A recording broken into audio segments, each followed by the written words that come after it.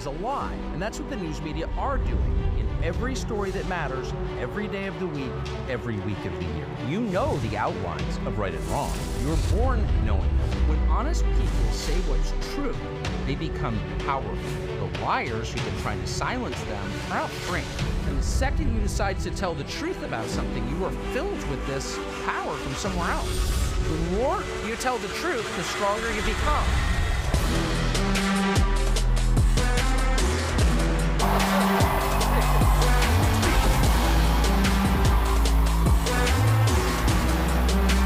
Amazing. Thank you. Oh my gosh. Thank you for having me. Yes! Thank you. The smoke machines are so affirming. Wow, this is, thank you for having me.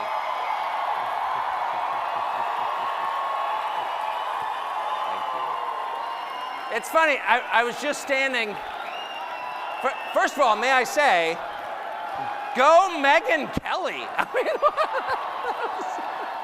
that was awesome. Thank you. It's pretty. Thank you. I don't think most unemployed people get a reception like that. And in a recession like this, to find yourself without a job and people still being nice to you is like unbelievable. I was standing on those stairs. No, I have a job. I'm just kidding. Well, I love you too. Thank you. I was standing on those stairs and I saw the intro and I was like, that's the most TV I've watched in 3 months. And I have to say, it feels absolutely great. Thank you very much for having me.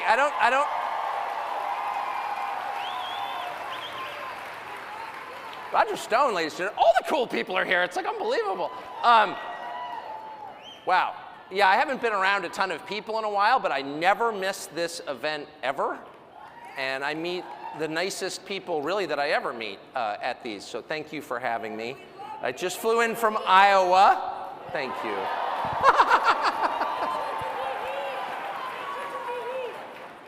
Which is a wonderful state, and it follows. If you ever travel domestically, remember, the worse the weather, the nicer the people, and the more fattening the food.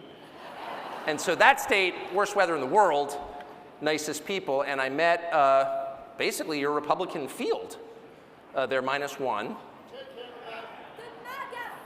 Yeah, exactly. So I got a chance to interview the Republican presidential field, again, minus the front runner, and it was completely fascinating.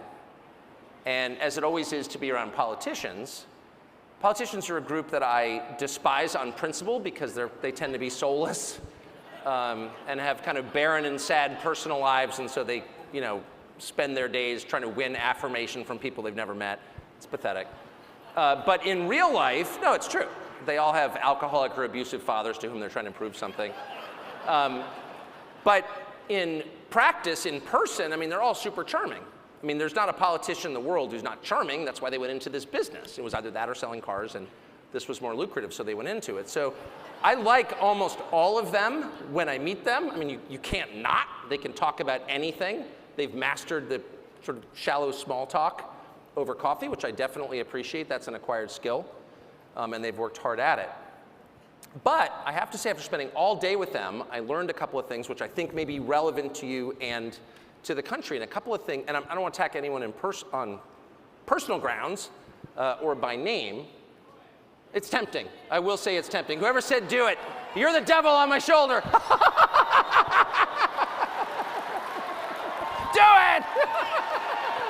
I've spent my whole life. No. But if I could make some general observations, which I think are more edifying than just like savaging Mike Pence, I think, which I'm not going to do, because that would be wrong, and it would be wrong because it's too easy. And the easy things are not rewarding, are they? You don't feel good when you beat your 5-year-old in soccer or ping pong. Like what? But I did learn a couple of things. It was super, super interesting. The first thing, I guess I already knew it, and you know it already, that's why you're here, which is the spread between the things that Republicans in Washington, the people you vote for and put there, care about, like actually care about, you know, pretend to care about a lot of things, but the things that really touch them off, that matter to them, very different from the things that matter to the people who vote for them. And you kind of thought that would change, you know, because we did have an event several years ago where Republicans elected a guy basically on the promise to blow up the Republican Party, and you thought, you know, that would get their attention. If your wife runs off with the pool boy, it's like time to reassess your skills as a husband. Like, you got to pause just for a moment and be like, yeah, it's bad, but maybe I contributed to her behavior. Most self-aware people, and I'm being serious, ask themselves that question. Like, how was I responsible for this bad thing that happened? But there's been literally none of that. It's been all blaming the pool boy in Washington. So I don't see that changing at all. Maybe it'll take a next election cycle to do that. But the second more interesting thing I learned is that almost everybody, not everybody, but almost everybody in elected office in the Republican Party has internalized the other side's rules for debate. And if you think about that, there's no really more self-defeating way to go into politics or life than to accept the terms that your enemies offer before the conversation's even begun. Because there's really no winning. In other words, if you and I are arguing about something, but I've already decided you're right, probably not gonna get very far, right? And you see this on the big issues. In fact, the biggest issues without variation. It's always the same. The Republican goes in knowing in his heart he's wrong. And I feel like there are probably a substantial percentage of Republican voters who do the same without knowing it because they don't have any idea it's happening. So for example, during COVID, there were people who didn't kind of play along. We knew what the rules were. And every organization in American life, every large group of people in American life, from, well, really from your government to the entire media, in some cases your church, we're all telling you the same thing. Here are the rules. If you are a good person, you will follow these rules. You will mask, you will separate, you will stay at home, you'll take our shot. No, we have no idea what's in it. We don't know its long-term effects, but shut up. This is a moral test, and if you want to pass, you will obey. And there will be people who decide to opt out, but they are, and everyone agreed on this, moral criminals. They're outlaws. And it's, well, I mean, given there's a certain sort of outlaw who's proud of it. They're sitting over there, they're standing right here. I mean, there are always some people.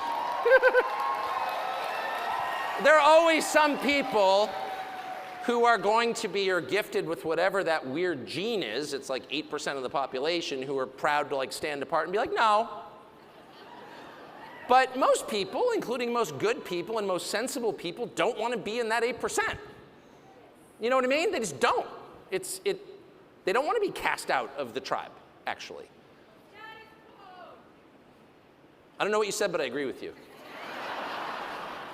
I'm the only speaker who likes being shouted at. Anyway, but that's it. But the problem is nobody pushed back on the fundamental terms. Like, wait a second. You know, is there evidence for this? Do you know this to be true? Don't Americans have an inherent, which is to say a right they were born with, an inherent right to make their own decisions about how they live on the most basic level, what medicine they put in their body, where they travel? Nobody said that. And of course, the media never presented that as an option. You saw this in the war in Ukraine. It began, and the first thing you knew, I mean, you could have like divergent opinions, I guess, about which weapon systems to send, but you were told at the very beginning that, you know, Russia was our enemy. One thing we know about this is that one side is bad and one side is virtuous. And, you know, I think a lot of decent people would reach that conclusion independently. I'm not contesting that. I think it's completely fair to think Russia's bad and Ukraine's good. But it's also within bounds to not agree with that. Because if you're an American, you have the right to decide who you hate. okay? That is a fundamental right. No one is allowed to force you to be mad at somebody else. If you're an adult, you get to decide. And you get to decide on the basis of whatever criteria you want. And it's totally fair to say, well, I don't know. I'm not mad at that person. You're not a criminal for thinking that. It's not a criminal act not to hate somebody. So it's totally fair to say, well, wait a second. You know, it's not an expression of love for Russia to say they haven't killed any Americans. Why is that crazy? That's true. I said to one of the candidates yesterday, I mean, look, I've never been to Russia. I'm not that interested in ever going. I don't speak Russian. I'm born in this country, kind of probably plan to die here. Hope to. But let's just do the body count. So what's the total number of Americans murdered by Russia in the last 3 years? I'm thinking, I'm not great at math. I think it's around 0 in that range. I don't know any. I do know 2 people well personally who've died from fentanyl that was manufactured in Mexico and allowed by the Mexican government to come here. Now, I'm not against Mexico. I grew up right next to it. I kind of like Mexico, actually. But the Mexican government allows that. And over 100,000 Americans die every year from that poison. Not because they were drug addicts who took too much, but because they were poisoned. Because they were taking a pill they thought was something else, and it turned out to be fentanyl, manufactured in Mexico and allowed by the Mexican government to come here. And so that's 100,000 a year. That's hundreds of thousands of Americans dead, mostly young people. Well, or sure, or more. Or more. So if you had a country that allowed hundreds of thousands of your fellow citizens to die at, say, age 23, and I'm sure every person in this room knows someone or knows someone who knows someone who's died. It's not some abstract epidemic. It's so big that everybody knows somebody. It was like the height of the pandemic. An outlaw I know, possibly my wife, said to somebody, how many people do you know who've died of COVID? And I was like, well, you know, a lot. Well, who are they? Well, like a friend of mine's, her grandparents died. What was her name? I don't know, his grandparent. How old was she? Well, you know, late 80s. Okay. How many people do you know who've been injured by the vaccine? Well, a ton. So, I don't know, at a certain point, you can draw conclusions from that. A scientific assessment? No, but it's not irrelevant. So on the question of Russia, if you begin the conversation with, this is an evil country that has hurt America and we have to go to war with them, well then there's kind of no debate about it, is there? I mean, no one would defend Nazi Germany. They killed many tens of thousands of Americans. You can't defend them. No decent person would defend that. But in the case of modern Russia, you're not even allowed to think that. And once you're prevented from thinking something, you are completely controlled by the person who's convinced you of that. And the effects of this to me, just as an observer, I mean, in my life, I just try to stay unaffected by the propaganda. That's like the main goal of my life every morning. Just to stay unaffected, just to look around and try to assess things cold. What are we looking at here? You don't have to be a genius to do that at all. It doesn't even, I'm not a genius, that's for sure. But just look out and like, what does this look like? Drive across America for 3 hours. Is this what you remember from 5 years ago? Does it look better or worse? Are there more people sleeping on the street? Is it dirtier? Is there graffiti? Graffiti? Ooh, graffiti. What is graffiti? That's not art. It's vandalism. And when it's allowed to stand, what does it say? We've given up. We don't care. We're allowing people who create nothing to destroy what we built, and we're not fighting back. Graffiti is like one step from total society collapse, period. What you're saying when you allow graffiti is we have no self-respect at all. We don't care enough about our civilization to keep it clean, to keep it pretty. Previous generations worked their whole lives, gave everything they had just to like put in sidewalks, just to put in gas lines, just to build concrete buildings, and we're letting someone who's never done anything of value for our society destroy it with vandalism, and we don't have a problem with that. Well, no, it's not a big deal. It's just graffiti. They're graffiti artists. No, this is a sign of the collapse of civilization, period. But you're not allowed to think that. So if you allow propagandists to set the terms, and if you're playing soccer against somebody and he's like, here, totally fair match, we're evenly matched. The thing is that when I score a goal, it counts, and when you do, it doesn't. Totally fair. Let's just agree to that. Probably not going to win.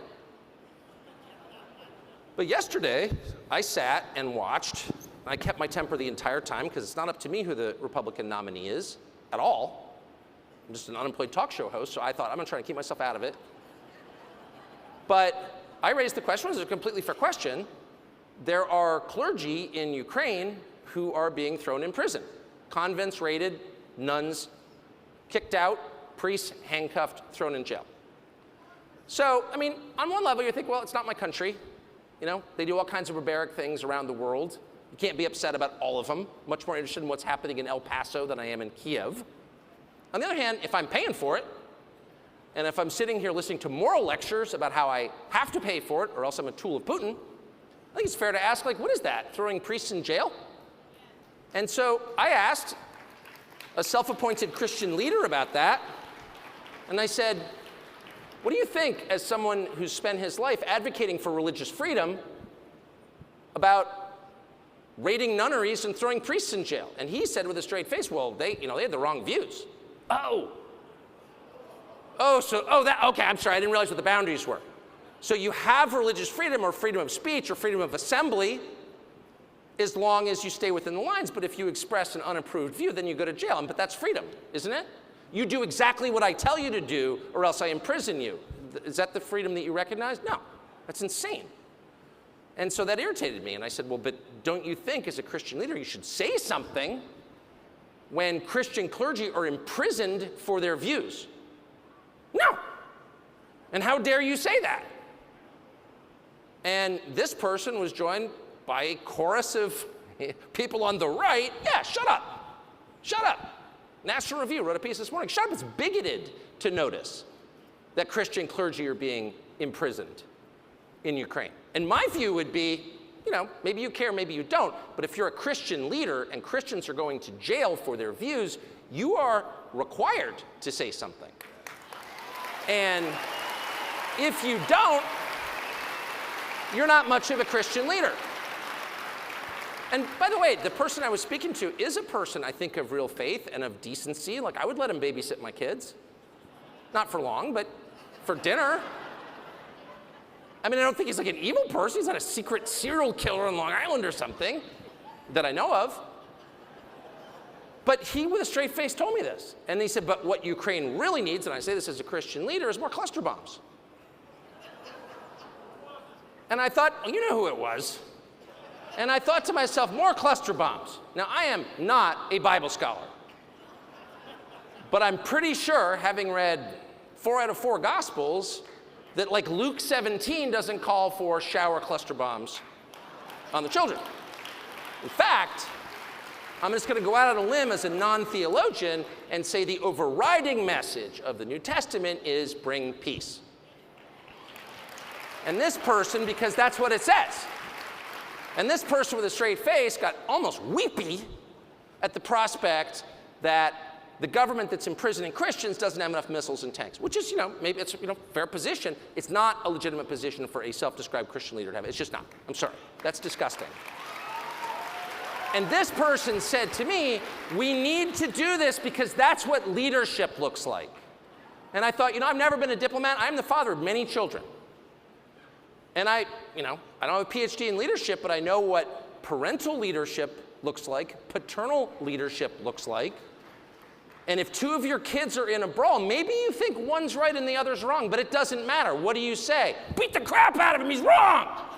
No. You say, Dad's home, knock it off. And the first thing you do, because you are in charge, not the children, you're in charge, you're dad. The first thing you do is you stop the fighting. And then you take them into separate rooms and you administer whatever lesson or justice you think necessary. But they're not allowed to fight with each other because you're home. Because you're leading your family. And there may be a way in which international leadership is totally different. than managing a house of 4 kids and 4 dogs, but I don't know what that way is. If you're the leader, the last thing you do is sow more chaos. You stop the chaos. Leadership is bringing order and regularity and predictability to a chaotic scene. Wait till your dad gets home. What, dad shows up drunk and is like, keep hitting him. Bad dad. A man, in fact, unworthy of the name dad. That's not leadership. It's an abdication of leadership. It's a perversion of leadership, and it's disgusting. And that is exactly what, in the name of American leadership, this administration, with the full participation of the Republican Party, is foisting on the world. And it's insane. Yeah, well, I have to say, you know, whatever you think of Trump, he's pretty clear on this. And they hate him for it, actually. They hate him for it. And if I can just say, the foreign policy stuff, which if you grew up in this country, once again, as I did, you're not really used to thinking about because, like, it's literally oceans away. And there are, like, all these primitive people out there doing primitive things, tattooing their faces and being, you know what I mean? They're foreigners. Who knows what they do? I get it. I grew up like that. I was proud to be an ugly American, and to some extent I still am. I'll have the pizza, please. Amen. Amen, baby. I'll have the pizza, please. I'm an American. And by the way, I'm proud to order pizza in Paris and often have. So it's not, okay, but if you're an American, like, you don't think about it. And there is this sense in which foreign policy is like the one big thing that government does that's not subject to democratic vote, which is to say voter control.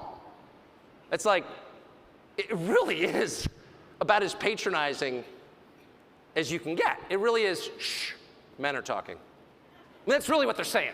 I'm sorry, you a foreign policy expert? Are you? What do you know? How many years did you spend in the diplomatic corps? Did you go to Fletcher School? I don't think you did. Oh, well, it's my country, actually. And you're doing this in my name with my money and potentially my children.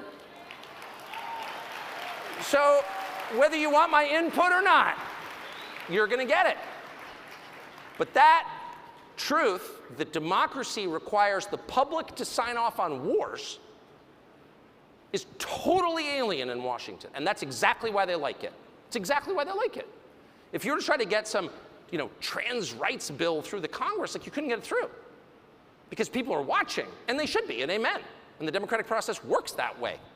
Probably not going to pass a bill in the United States Congress, even if Democrats control it, that says, you know, basically no more men's and women's bathrooms. We're all going to be in one latrine together, and we're going to like it. That's probably not going to happen, because nobody wants to defend that. But sending cluster bombs to a government that's imprisoning Christians and stealing the money, I think that's kind of not your business, America. And so they can collude and do it together. That's the truth.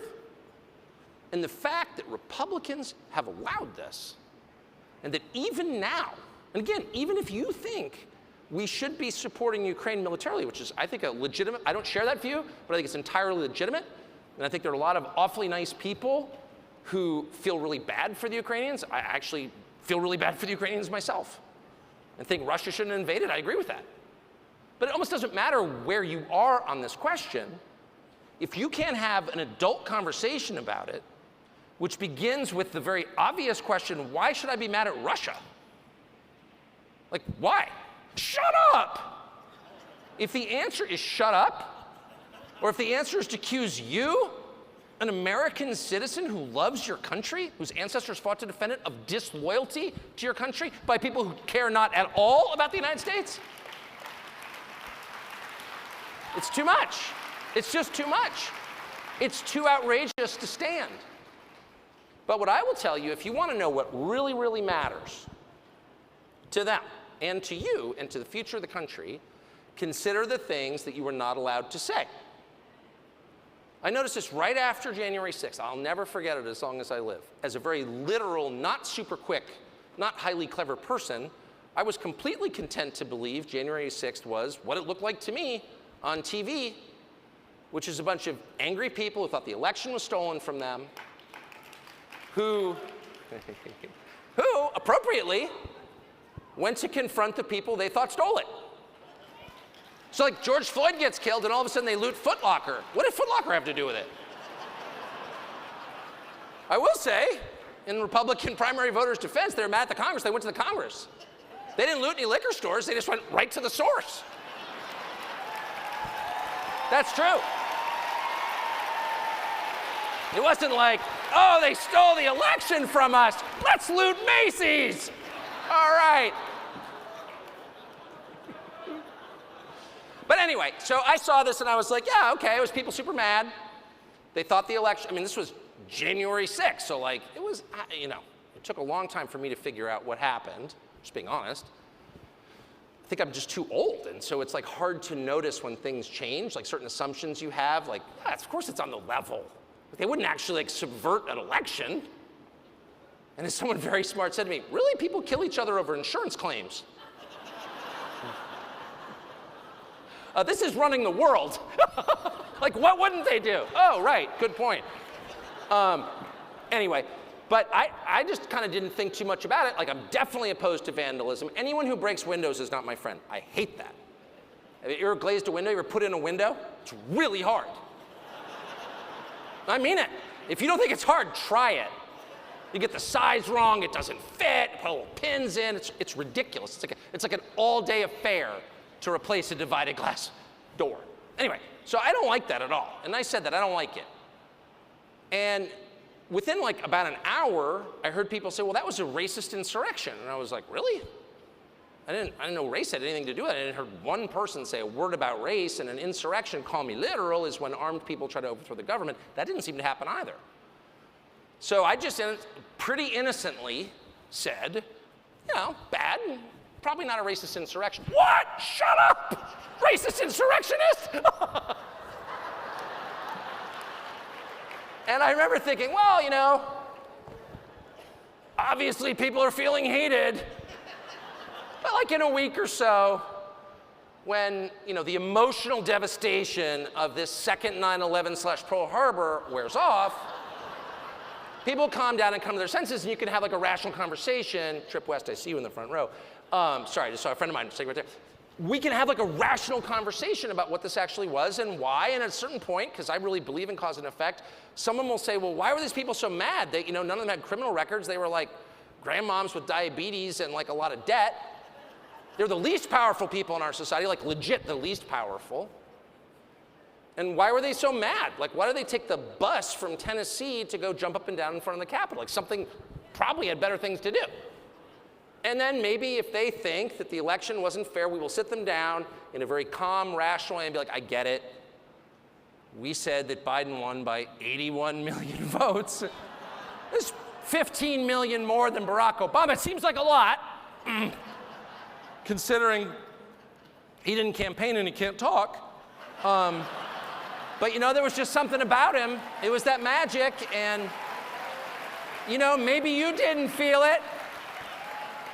It's like pistachio ice cream. It's not a flavor for everybody. But the people who like it really like it, 81 million. So settle down.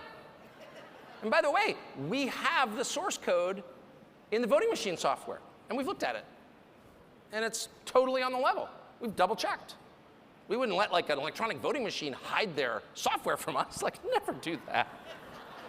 And the drop box is like totally monitored by law enforcement. And every person who voted had to prove he was who he said he was with a government issued ID. Like, settle down. And I would have said, fair enough, because I want to believe in our elections. Who doesn't? And in fact, the people at the Capitol on January 6th are exactly the ones who most want to believe in our elections. They're the ones who carried the pocket constitution. How many CNN anchors like deeply believe in the American political process? They put you in a camp if they could. Shut up. They have no interest in the process at all. But the people who really believed in it were naturally the most shocked and the most upset to believe it wasn't real. But anyway, I thought we would have that conversation at some point.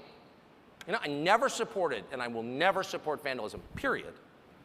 But I did think, well, maybe the upside, this, Ashley Babbitt's killing, clearly in retrospect to murder, you know, it'll amount to something. We can have a national conversation about this. And I'm completely for national conversations. But every year they promise us a national conversation. Well, on race, we need a conversation on race. Okay, shut up. Okay. National conversation means no one's allowed to talk except the people who called for the national conversation. And they never stop talking. But anyway, we never had any conversation about that. In fact, anyone who tried was deplatformed, debanked, basically hounded out of public life in America, bankrupted, in a lot of cases put in jail. Yeah, or fired. Oh. Or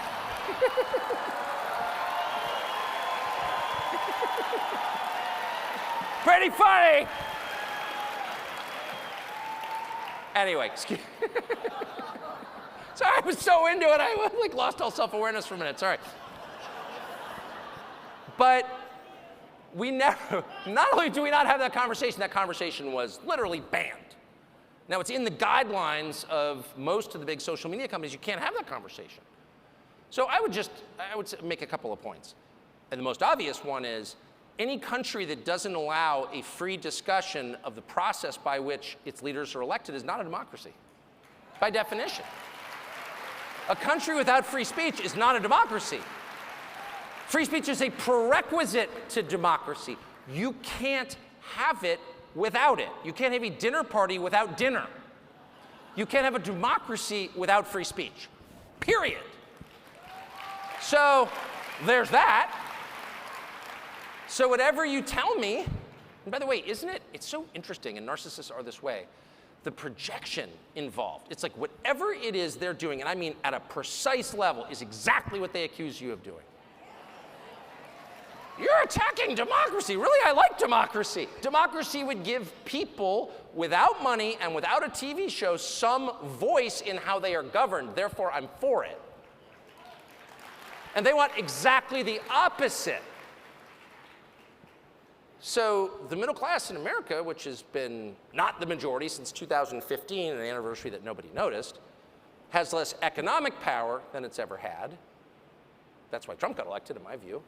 And now it has less political power than it's ever had.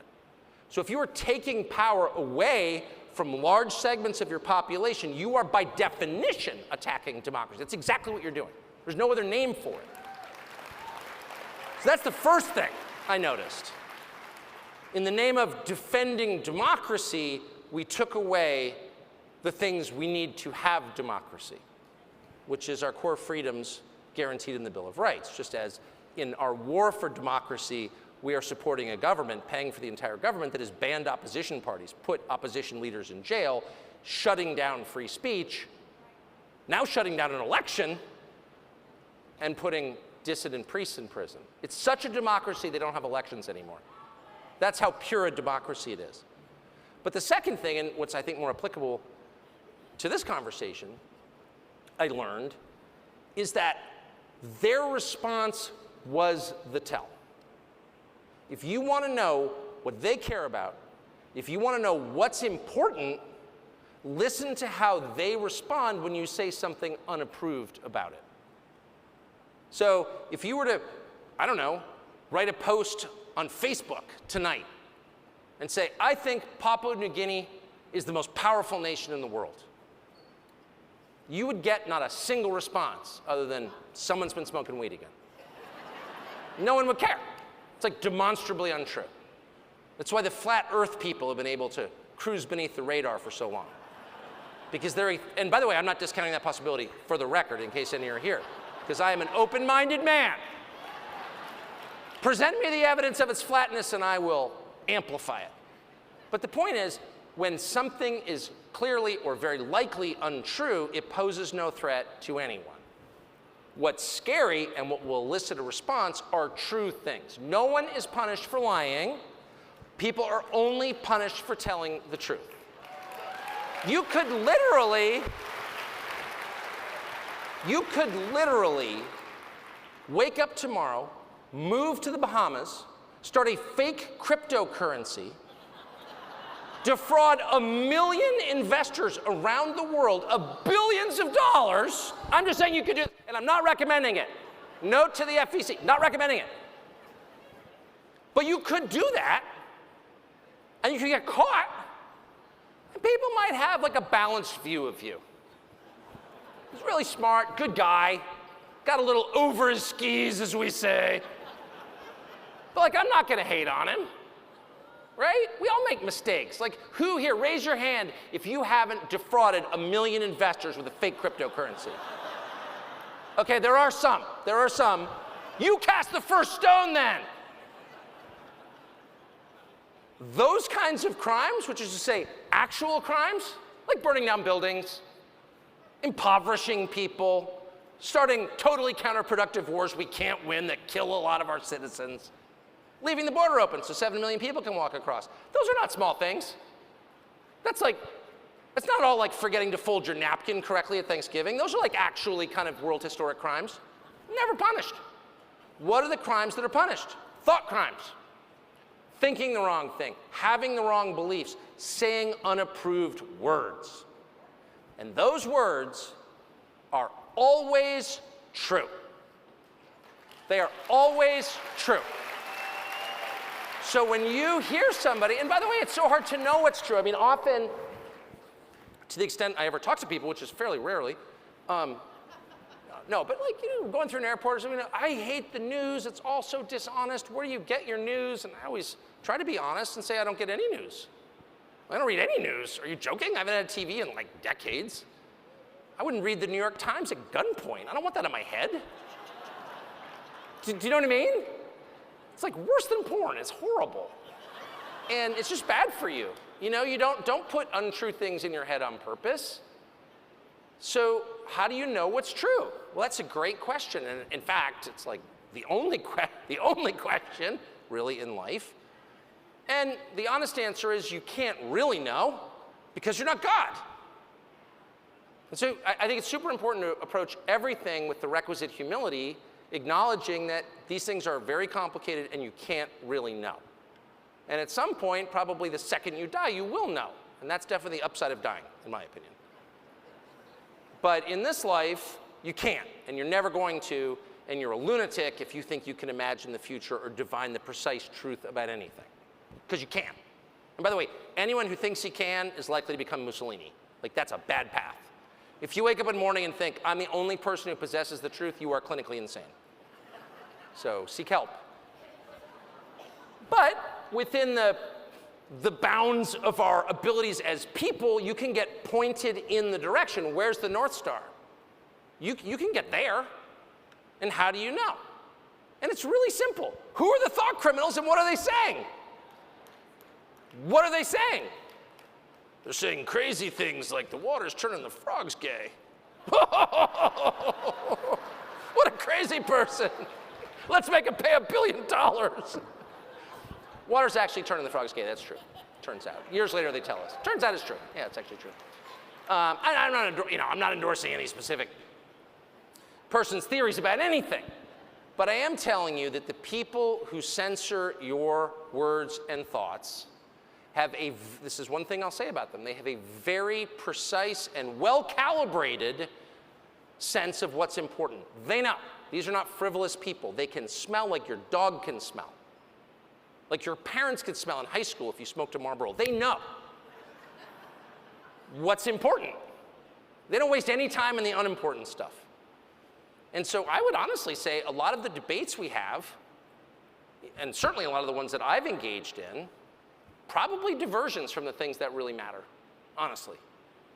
And that may account for why every time I was out of the country last week and I came back and I feel like I've got a duty to be up on the news, to read all these texts, and like everything I read is like a new height of insanity. I'm like, that is the Mount Everest of lunacy. It can't get any crazier than that at all. Breastfeeding men or whatever. You know, we're gonna give back Nebraska to an Indian tribe that no longer exists. We're not doing that, by the way. Omaha's safe. But I'm just saying, every one of these stories enraged me. And of course, that was probably the point. I really believe that the exponential growth of totally irrational claims by the other side, things that no sane person could, beginning with men can give birth, but there are 1 million of them, that these claims are actually designed to take people like me and send us off into a screaming fit so we don't notice that actually they're looting the country. I think that.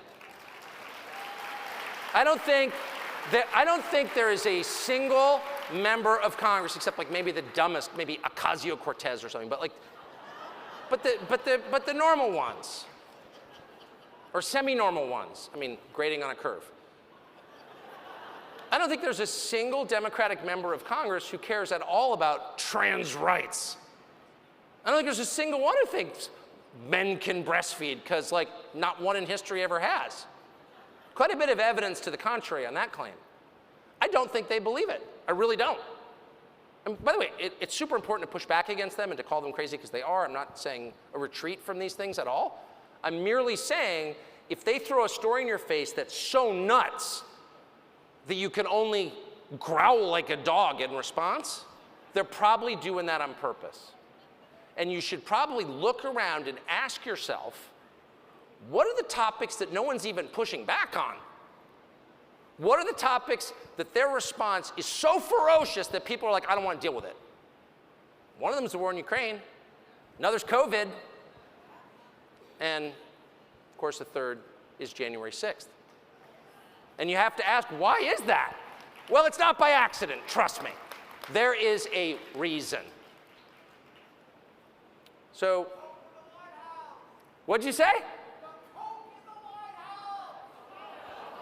I don't know what, you know what, the thing about that story, it's just a mystery to me. No one was more shocked than I was. Are you serious? In the Biden White House, somebody left an 8-ball of cocaine in a public, I was like, I said to my wife, it's just not in character, you know? I just don't believe it. It's clearly a setup. I went right back to Marion Barry and I was like, somebody set you up.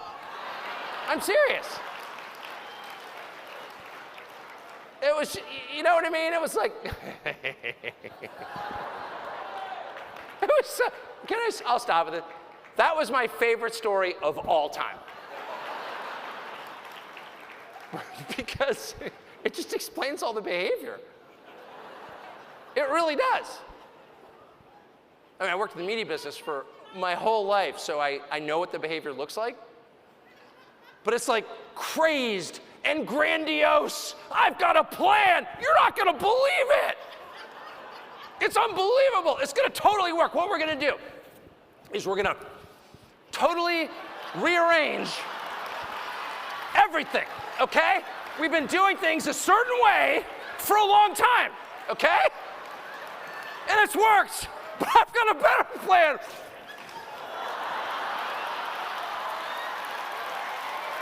And that's their entire approach.